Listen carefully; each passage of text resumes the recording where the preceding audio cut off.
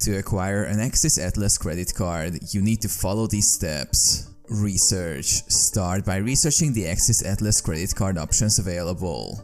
Visit the Axis Bank website or any affiliated banking institutions to understand the features, benefits, and eligibility criteria associated with each card. Eligibility check.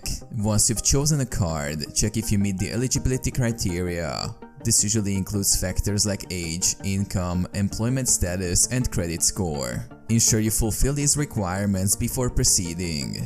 Application. Complete the application form either online through the bank's website or by visiting a nearby branch. Provide accurate personal and financial details as requested.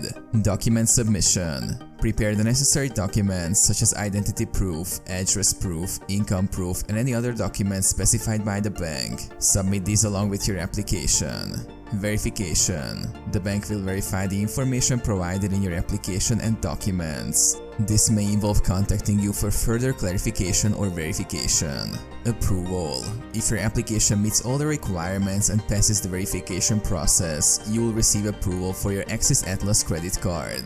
Receiving the card. Once approved, the bank will issue your credit card and deliver it to your registered address.